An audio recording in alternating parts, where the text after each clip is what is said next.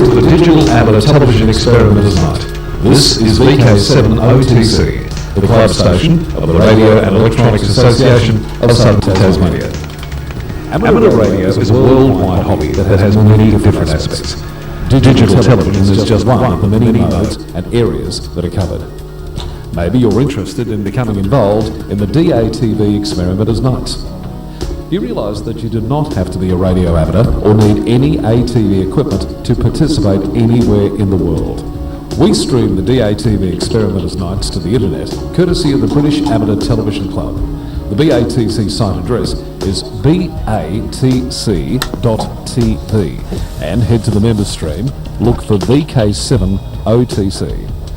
You can also receive the DATV signal in Hobart.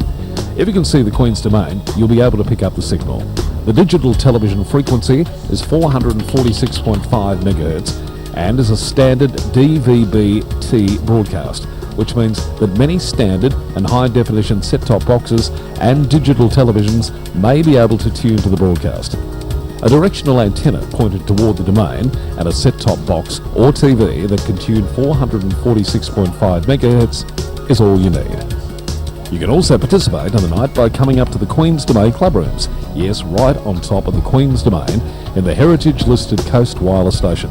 You never know, we might get you in front of the camera or behind doing one of the many roles during the night.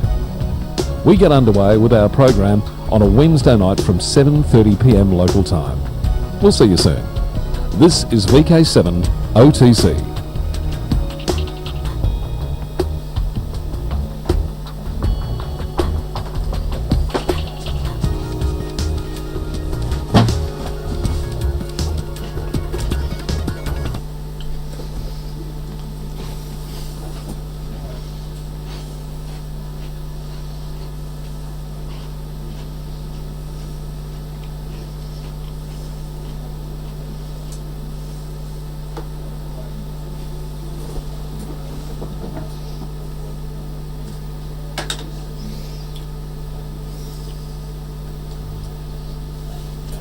Now, this is VK7 OTC, the club station of the Radio and Electronics Association of Southern Tasmania, with our DATV Experimenters Night, and this is the first night that we're going out from the new studio.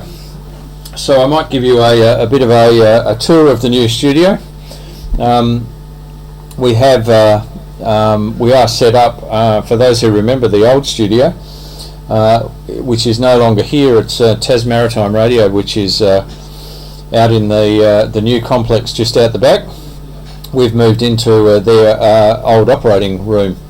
So we have, as you can see, I'll zoom out as far as I can and do a bit of a zoom round. You can see this is the room that we're in. We have a glass window that people can look through now, and there's the chroma key screen. We have the operator's desk, which I'm sitting at right at the moment, thanks to Paul, VK7POH. There's a bit of an off-air monitor that's sitting here, and some pressure zone microphones and some speakers that's on the desk. And across in the corner now is our main operating position, which is Open Broadcaster Studio, which is what we do our streaming with. There is the video mixer, which is just here, which we can mix to, and we also have the video switcher. Delayed echo. Yeah. Massive. Yeah. Right. Love it. No. Have to work out why, but anyway, we'll work out why. And I do apologise for the delayed echo. Not quite sure what's going on there, but anyway, we'll work out what it is, and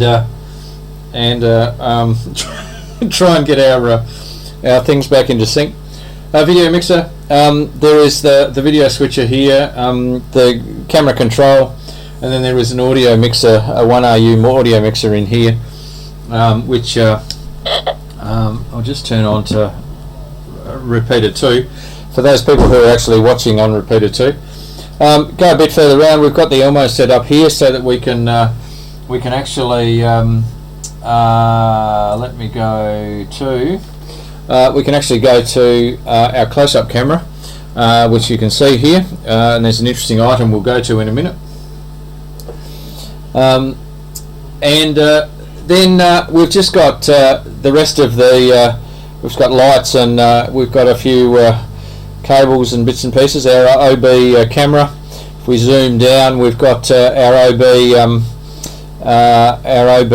cables all sitting there ready for when we go to outside broadcast. So, and there's the PC that is running the Open Broadcaster Studio. So anyway, we'll come back up. There's a bit of a quick tour. We do have a chroma key screen. Unfortunately, I really do need to bring in a steam iron, and try and get some of the creases out of the chroma keying. But anyway, we have two right at the moment. We've got two cameras in the studio. So if I go to the other camera, gives me I can't actually control that camera, but it does give me quite a wide view of the presenter's desk. In fact, it should be a little bit, probably a little bit more than that. But anyway, we'll go and we'll just go, and that should be a bit better. And we've got two chairs behind the. That's a bit better, because then there's the person who's sitting next to me. Now we still have to do some white balance on the between those cameras. The colour on the cameras is quite different, and in fact this one is a whole lot better camera. But anyway, one of the things which was in the close-up cam. This is a little device that Martin VK7MA bought in, and it looks to most people like oh, hang on, that's great, that's a bit better.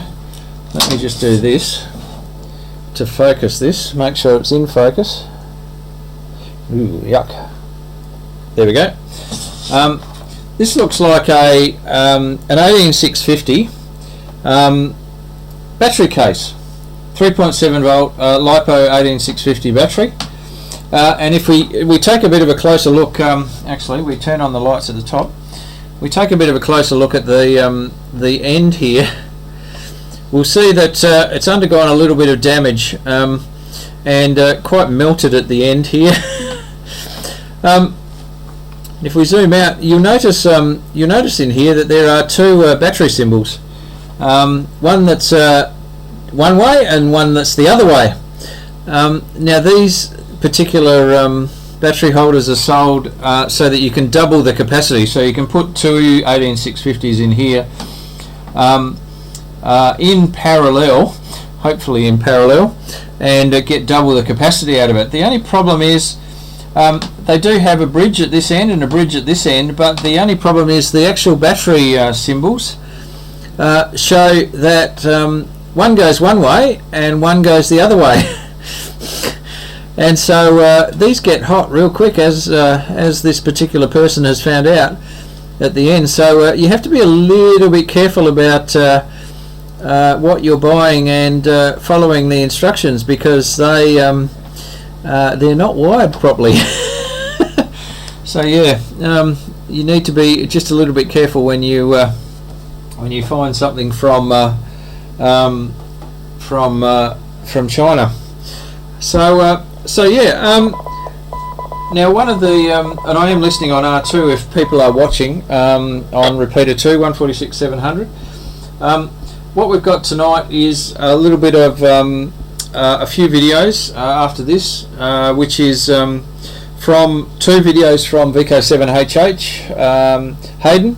One is the interview he did with Rex on the 9700 frequency stability issue, and also he produced a short video on FT4, the new WSJT mode. Then we go into Andrew Klekachuk's presentation that he gave us a couple of weeks ago in relation to atmospheric research with the Antarctic Division. So he, for those people who missed that, then we will go into that. But one of the other things that in fact, I might be able to. Let me just try this. Cam 3.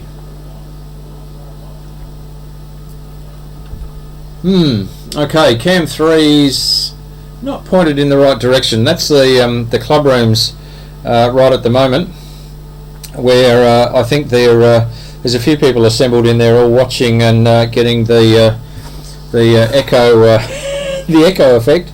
I'm just trying to make the studio seem like it's much bigger than it actually is, guys, as if it's cathedral-like. So with the echo, but in the studio there is the K3NG. That echo has to be coming from your off-air signal, or what you're transmitting. Okay, hang on. It's a significant delay. So.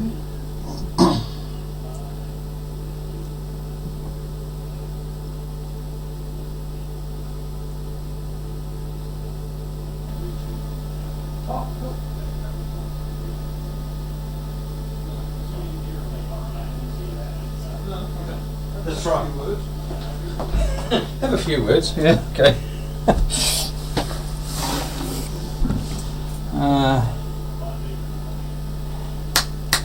Okay. Let's go back. Okay. We think we might have solved the issue with the echo on the television. We had two audio inputs on the actual television. There you go. I love it. Local issue.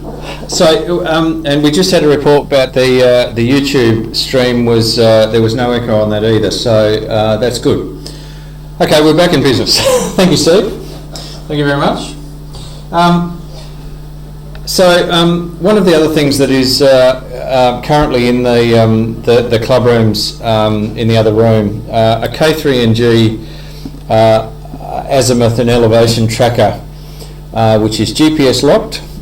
So it knows where it is, its position in the world, and enables you to, once it gets GPS lock, then to track the moon or the sun based on it knowing where it is actually located in the world. This is mounted on a CCTV azimuth and elevation mount, and I a couple of weeks ago put the incremental encoders, the Omron incremental encoders on it, and got them working. Once I realised that I'd actually hooked them up to the wrong part. So once they were actually rotating with both the azimuth and elevation tables, it is sitting in there tracking the moon right at the moment. So very happy with that. And I'm actually getting a talk together about that for Gippstech in July the 12th in Gippsland, the VHF and above microwave conference. So watch this space. So anyway, we now have our ATV studio. It is going out on YouTube for those people who aren't able to receive the RF signal. The RF signal is 445.5 megahertz, and it's a standard DVB-T signal of 7 megs bandwidth. So if you've got ability to, on your set-top box or television or your USB DVB-T dongle, if you're able to put in a frequency of 445.5 megahertz, and it's DVB-T standard, and do a scan at that frequency, you will come across VK7OTC. And if you can see the Queen's Domain, you may need a directional antenna, a Yagi or something akin to that, pointed at the Queen's Domain. But if you can't receive that signal, then we stream on YouTube on the REAST, if you put in, I think it's REAST TAS YouTube channel. We stream each night and then get a recording from that, which we may or may not put up depending on the content. But it's streaming out tonight using Open Broadcaster Studio. So great little piece of software that I am rapidly learning how to drive. So that comes in on the screen next to us. Hang on, whoops, going the wrong way. So that's streaming out just here, and the URL there, and we'll put the REAST logo and a few other things on there. It's those sort of things you can do really easily on Open Broadcaster Studio. So it's going really well. So anyway, we might get underway with our videos for tonight, and we'll organise some interviews like we used to have a little while ago. Now, one thing I'll do a bit of a spruik for is Ron Cullen, who is our resident radio-controlled experimenter / guru, subject matter expert,